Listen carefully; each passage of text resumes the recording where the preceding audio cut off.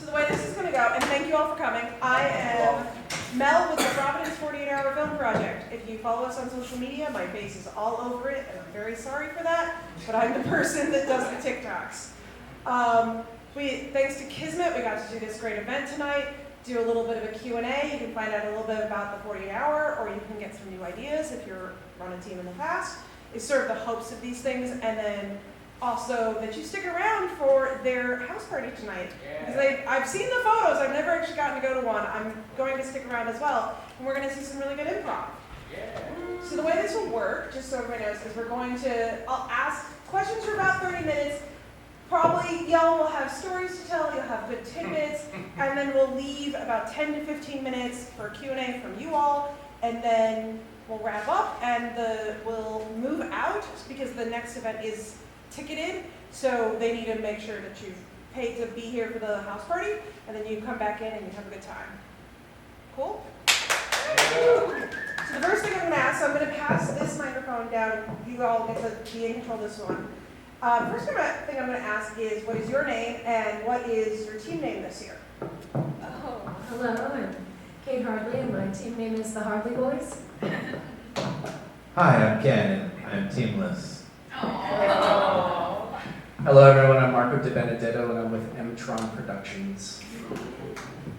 You can just hold on to that as we go, and we'll keep going back and forth. So I have an interesting question.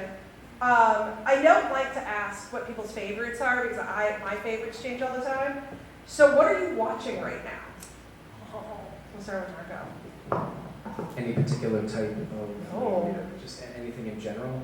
Yeah. That's quite a diverse palette right there. A lot of 80s movies. That's my era. It's a lot, honestly. I literally leave movie channels on throughout the day. IFC. So a lot of 80s movies. Awesome. And if you come up with something specific, you can always add it back in. I've been rewatching Dune 2 the last week, so yeah, that's my thing.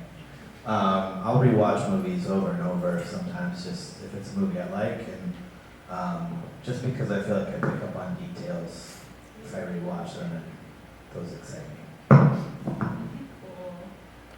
Baby Reindeer on Netflix, anyone? Loving it? I'm just kidding, I loved it, I just finished it, it's amazing.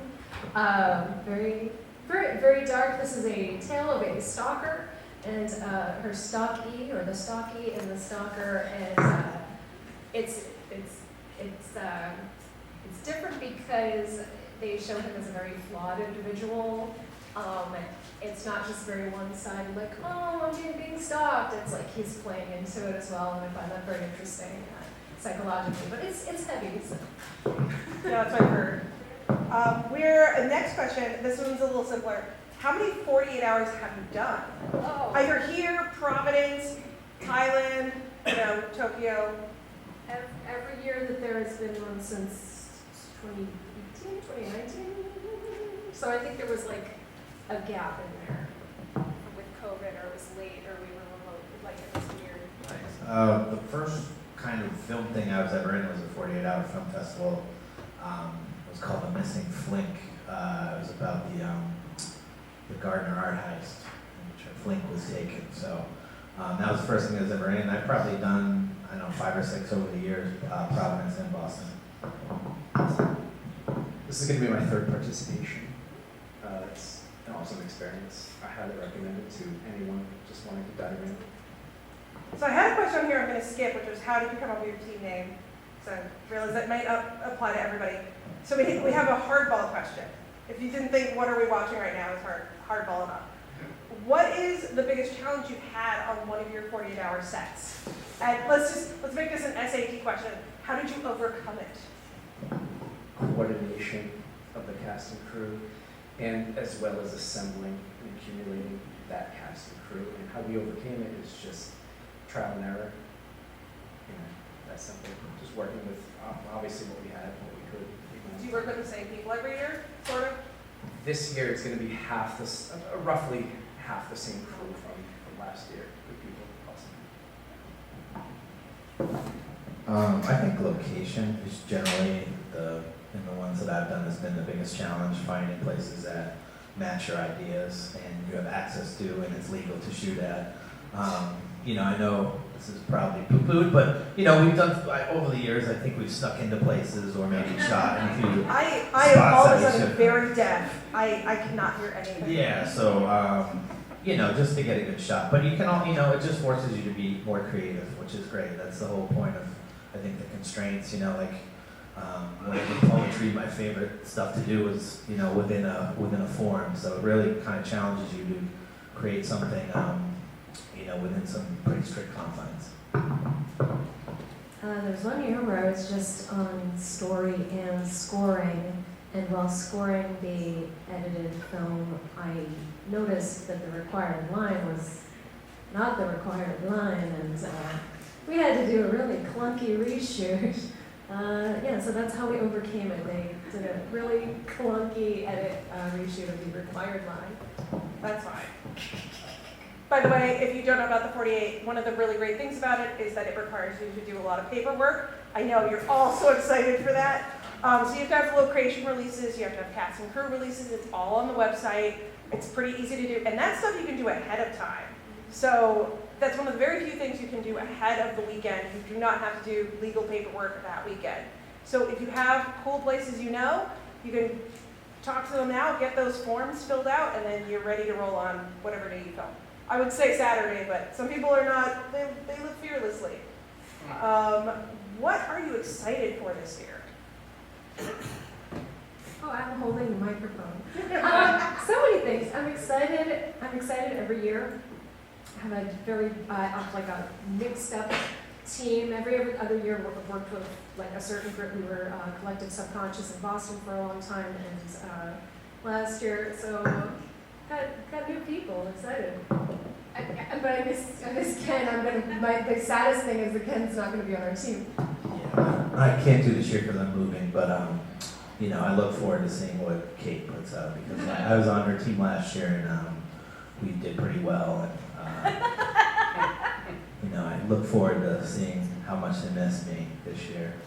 Just kidding. No, but I always enjoy seeing, especially improvisers, have to be filmed and see how they capture that lightning in a bottle. So I'm looking forward to that.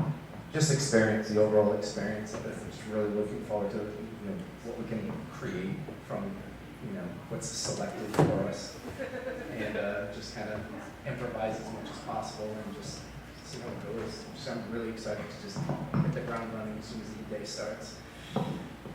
You told me you didn't want musical, and I kind of now want to do an all-musical screening. Like, we do a retrospective. Our 20th is coming up in 2 years, and I'm like, maybe we do a mixer, but it's all the musicals, just back to back, if I can get a hold of those.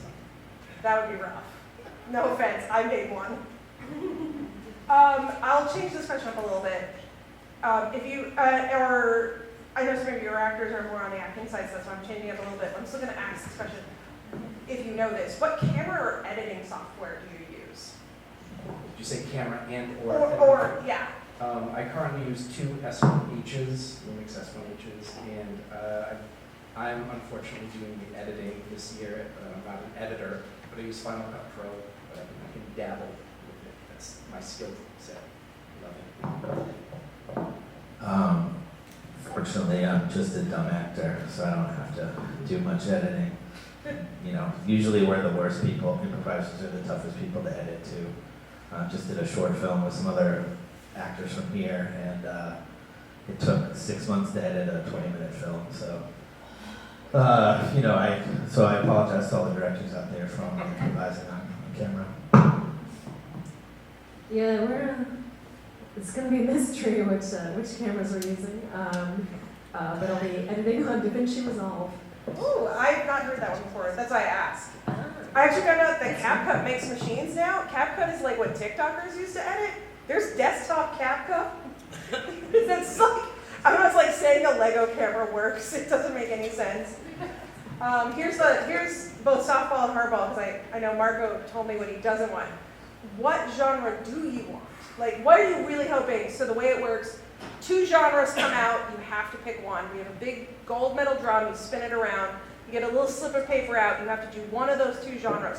You don't have to combine them, you don't get extra points for combining them, you just have to combine them. And they can be everything like romance, horror, thriller, sci-fi. There's some weird ones usually. I don't remember the list for this year, unfortunately. Doppelganger or mockumentary. So there's some like cool ones in there.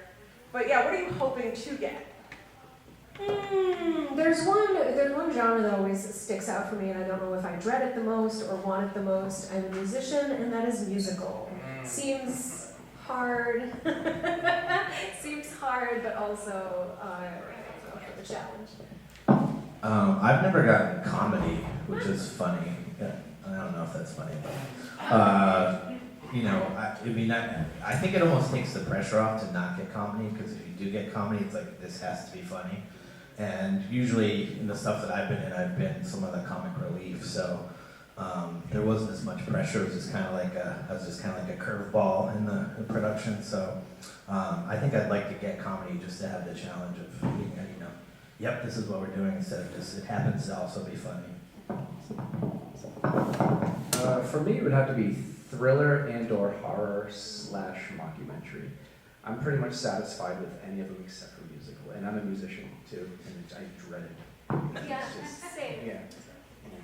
This was not a softball question leading somewhere, but if we get 36 teams in the regular 48 this year, we can do the horror 48, which would be a specialty program we do in the fall where it would just be horror genres, but you have to have a larger regular summer 48 to do any of the specialties. So I'm trying so hard. I have those judges picked out, and yet I don't know I'm going to do it. We have 24 teams now, we have 24 more slots open. So we have up to 2 nights and 4 screenings. That'll be awesome. Here's one. If you've been to a lot of screenings, what's a favorite 48-hour film you've seen that's not your own? And obviously tell us a little bit about it, because not everybody here has probably seen all the silly ones. Last year, I believe it was a mockumentary. It was political. That's what I can remember. Doubt. Was it? Okay, I think it was the second place one. I was really impressed. I liked it. That's what I remember. I'll be honest, I never remember the names of the other ones. I barely remember the ones that I was in, to be honest. But, you know, I'm usually impressed by the ones that can really create something visually interesting with such a short amount of time. Because you really don't have a lot of time to like compose shots or, you know, do shot lists or kind of plan stuff out too much. You can do that a little bit, but you really have to just kind of hit the ground, like you said, hit the ground running. So when you see people that actually make something that you might see in, you know, a feature film or, you know, a Hollywood film in such a short amount of time with amateur equipment, it's pretty impressive.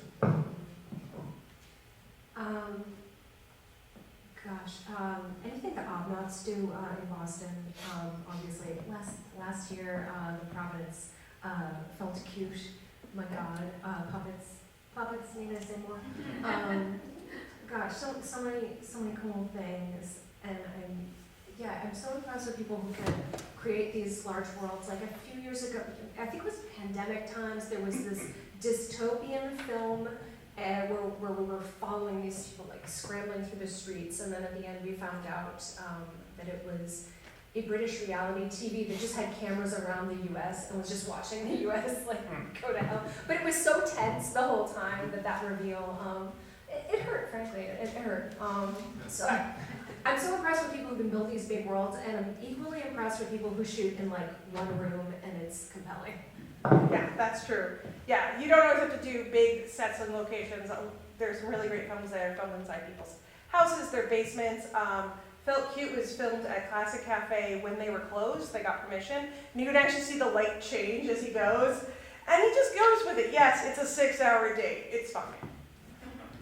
I asked that question. What are you excited to try this year, if anything? I used to run a team. I ran one for 10 years. And we'd always try to do a new thing. We'd try a new actor. We'd try a new piece of equipment, you know, try out a new location. Like I said, new this year are a lot of team members who haven't done the 48 before. And so I'm looking forward to the 4 tired faces. No, we're gonna have a great time. We're gonna have a great time. Well, I'll be down in Charlotte, North Carolina next year, so hopefully they have a 48-hour and I can participate down there and, spread some of the Kismet love down in Carolina. I'm just really ready to try new locations, like you said, new individuals to the party, to the scene, and just see what kind of adaptability we can come up with, and just trying those new experiences with us, what I'm really anticipating. This is like, go back in time. I'll tell my story first, because it's a pretty good one. But the question is gonna be, what made you decide to compete in the 48? And I started in, I think, 2009 or 2010. I was co-teaching with a teacher in RISD Continuing Education. We were teaching stop motion to teenagers. And my fellow teacher, Michael, started his own team. And I said, that's really cool. Can I be on your team? And he said, no. So I started a team the next year out of spite. It was awesome. We're still friends. It's not like an animosity. We're all good. He used to be my employee. It was great. But it was just really funny. I was like, what do you mean no? And so I was like, I'm just gonna start my own. And now I run the whole thing. Just a passion for film. I grew up in the 70s and 80s, so I would sit there and watch VHS over and over and over, and I used to run around with a video camera in the 90s, and just from then on, I just love it.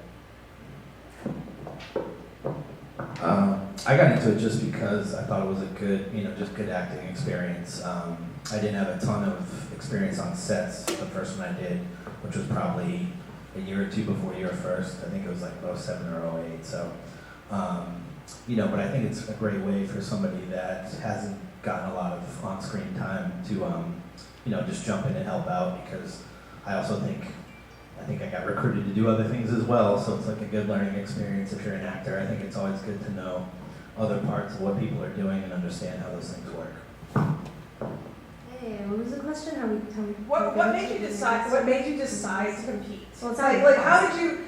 I mean, you can say even just how you found out about it. Like Meg DiMaggio at Improv Boston, and I started out doing the score and like just story participation and then scoring like all weekend, and it was really miserable. And it's wonderful, and obviously I loved it and I kept doing it, but it's just like me in my studio, just like a regular day, but with like more pressure and people calling me like, and I was like, I gotta get out of the basement. Like I have to get on set at some point because you all are having too much fun.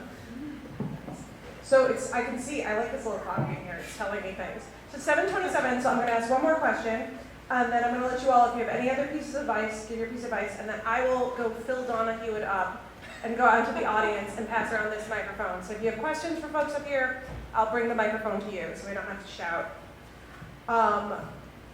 What are common mistakes you think the teens make? Like what's something you think is like easily avoidable if you just heard that piece of advice? Not using improv.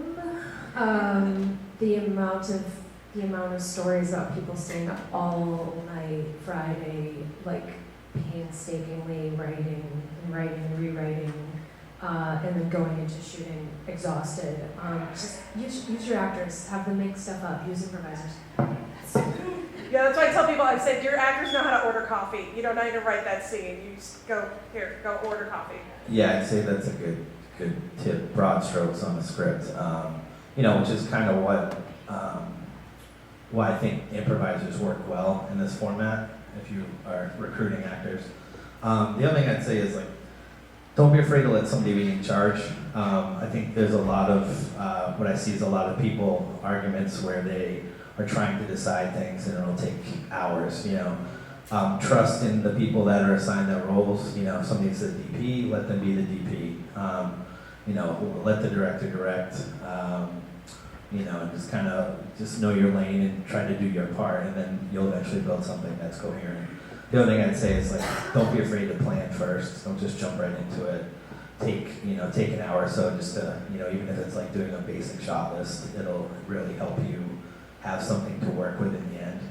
I think a big thing is those editors get stuck with the kind of bad end of the stick at the end of the weekend. So try to do anything you can to keep their sanity intact.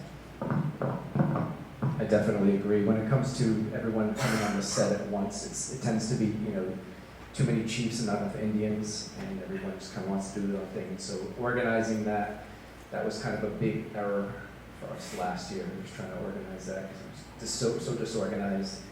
Same thing, planning ahead. We're literally planning ahead now to avoid all those errors coming up. So any other advice before I open it up to these folks?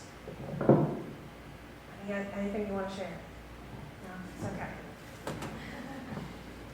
I don't know why I was looking for stairs. Now I can see you all.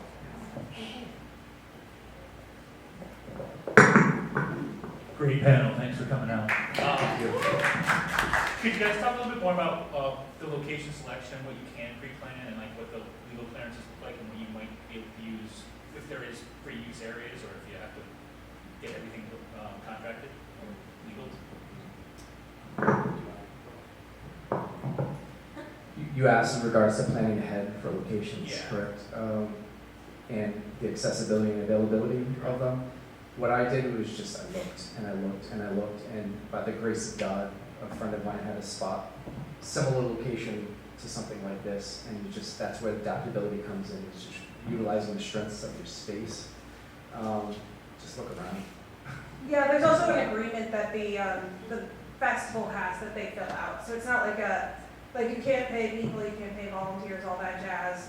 So like it's just this business owner going, yeah, I agree to these terms exactly, like, or saying no, or like what I tell people a lot of times, if you want to use a coffee shop, see if they'll let you in the afternoon. There's no way they're going to let you in in the morning on a Saturday, but they might have downtime like Classic Cafe did, where you could come in as long as like people can clean and like do stuff behind the scenes. So, you know, talk to them. And you can talk to them now. Yeah, I'd say network too, just, you can find a location, even in office, you can dress up a lot of different ways, depending how you shoot things, so I'd say having something like that is very helpful. Most of the successful ones I've been on, there's been some access to an indoor location, preferably just because of the light, controlling that, especially over such a truncated period, you really don't have a chance to, okay, we'll get another day shot tomorrow. You don't have that luxury, so I think finding something that's fairly, utilitarian, that's, can fit a decent amount of people, you're a step ahead for sure. Yeah, all good points. Talk to people, ask them, come fill out the thing. Sunlight is your friend. If you can use natural light, outdoors is your friend a lot of the time. Use your house, use your car. Some of the wonderful things about the 48 is like just use what you have. And we'll say I've been on teams that want to maximize like 7 locations, and that's a lot of time. That's a lot of time to set up lights and move everybody and move all the gear and traffic. And I recommend against using like 7 locations. To also note, last year on the day of the 48 downpoured for 3/4 of the day, so that's something preferably always want to be indoors. You can always work with some kind of light. Yeah, it made everybody had to move inside because it was just raining all day. I remember that. We've got a question over here. Hi, Dan Costa, first time, long time. Well, tell me about your experience renting equipment for the 48 hour. You said renting equipment? I haven't made it to that stage yet. Hopefully I don't have to. So I wouldn't know. Yeah, same. We've always just kind of scrapped together stuff with the people I've been with, so haven't had to really do that. But on features, yes, but nothing in the 48. Same. There was this actor I really wanted, and I was like, she's perfect. And then I found out she was unavailable, but their dad had done a bunch of 48s. And he had all the best equipment in the world, and that was the closest I've ever come to renting. Was Knowing someone. knowing someone. Rent a dad? Kind of building on what he said, what's the kind of equipment we would need to start on something like this? The kind of equipment we need is kind of to get started on something like iPhone, camcorder, VHS, anything you feel comfortable with. You could legit set up a VHS, you set up a beta, like anything you want. You could set something up and make some art. Well, I mean, the beta, if you have a converter, listen, I'm not going to tell you how to do your files, okay? But really just throw your hat in with whatever you have would be my advice. But I mean, feature films get shot on iPhones, you know. Tangerine was shot on an iPhone. You can certainly do something fine on an iPhone if you do it right. Good points. Literally anything that you can shoot with, but if you want to really maximize with the minimum that you have, just get a lens. Something with like a decent lens, because that's really going to create the effect. And also something with, I prefer full frame sensors, because they're specifically meant for low light. But I mean, even that you can budgetize. And if you're doing funny stuff, you really need to be able to hear it. So decent sound, I think, is huge. Especially if you do have an iPhone, you can buy a lavalier, and there's apps you can use that will sync with your footage as well. So even something like that is pretty minimal investment. But if it's comedy, you really need to hear it clearly for it to hit correctly. I forgot.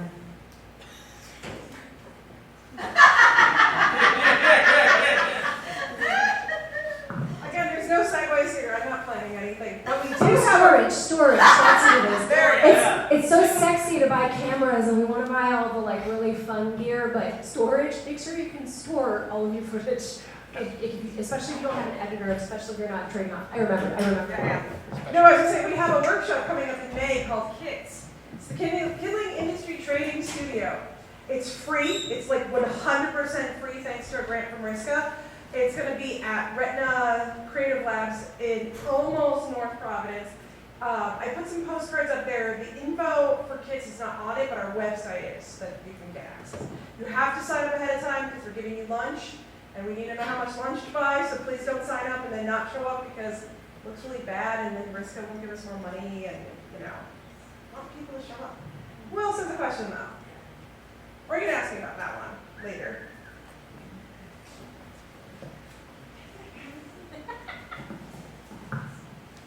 What if we don't want to run a team and we want to glom on to an already extant team?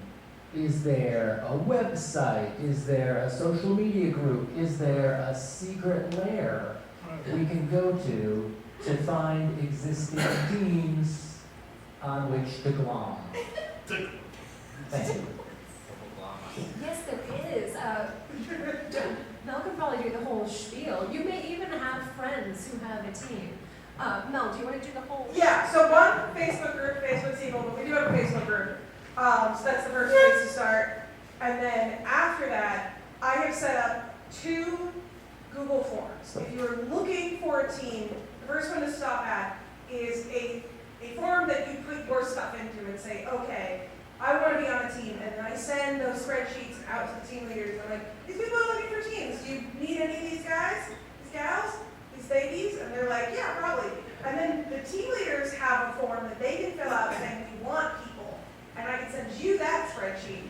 There's only 2 teams on that one, though. There's a lot more on the looking for team side, so I need to do some encouraging. Huh? Yeah, but there's 2 different forms, so people can sort of say to each other, I want this. There used to be a site that the national office made. It's not up right now because they revamped their whole site and they're just slowly turning things on. So I was like, wait, Google Sheets kind of work for this. This is fine, So this is the trade back and forth, and it's, I think it's about 25 people looking for teams right now. So that's good. The first time I didn't know anybody on the team. I was just this rando dude that they put in the film. And it was great because met a lot of new people and started it's another opportunity for you to network. I know the film is starting to kind of get some momentum in Rhode Island over the last few years, but we can certainly have an even bigger scene, and I think a lot of that is people meeting other people that are interested in making the same kind of stuff, or, Dan Costa, first time caller, you make sketches, I think it'd be great for you to hook up with your sketch and find some filmmakers that can help you, make a permanent record of some of that stuff because it deserves it, so. Facebook has been invaluable for me. I've been posting in multiple film-related groups, and literally that's where half my crew for this year came from. You'll always find people willing to network, willing to do the meat of the film industry. So I think we have time for 2 to 3 more questions. 7:39.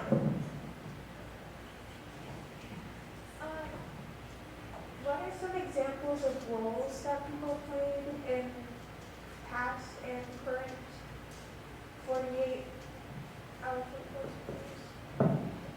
You said past and Yeah. present? Lab scientists, CEOs of companies, that's the movie I was in last year. Yeah, because we had science fiction, and so a lot of scientists. I think I asked my question wrong. Roles part of the crew. Job. Part of the Yes, cast, job. part of the crew. Yes. Oh, it varies. It really depends on what the team is looking for and/or needs. But roles are just cameramen, directors, actors, actresses, gophers. Just it's a variety. You have a plethora of options out there for positions. It just depends what the team is looking for and what the person's willing to do. It's better to be cross trained. Yeah, like I've mostly acted, but I would grab a bounce and help with light, or if they needed somebody to, there's been stuff where I've been in one sketch where I played two different people in the same sketch, in a film sketch, so, but it's good to be able to, be versatile and be able to jump in, and you can certainly hold a boom for a little while. It's not, it's not rocket science. It's fine if you're not versatile either. If you do something well, go do it. I've acted. Yeah, I've acted. I've directed. Team lead, some editing, and score. I've done score for the music. The music. You don't have to do the music, but I don't know why I do it. You don't have to. That's like one of the things that you can get beforehand. But yeah, those are some of the things that I've done, some of the roles. I'll probably hold a boom. Anybody else? Story, did I say story?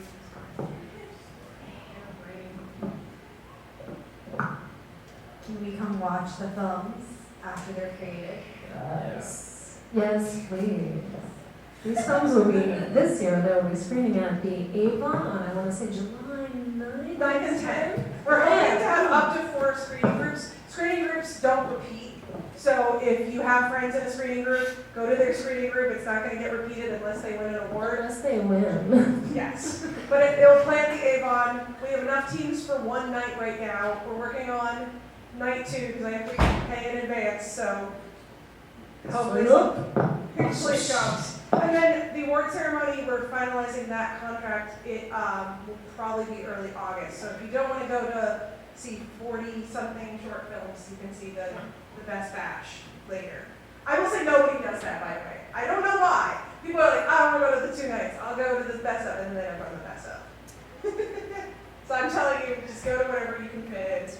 I was going to say something on that note, though. And tickets will go live probably.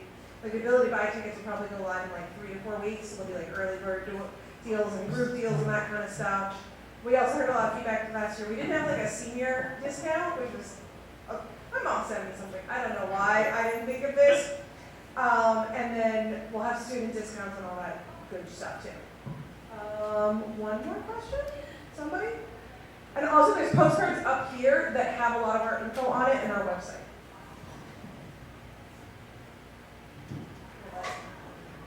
Cool. These little things. Anybody? Okay, well, I'm going to announce a fun thing before I thank Kismet and everything. I have special stickers. If you are thinking of running a team, they have a QR code on them that enters you into a lottery to have your team fee waived. It's only one, but you can only get these stickers from me in person. So this is not an online deal. But thank you all for coming. Thank you, Kismet, for hosting.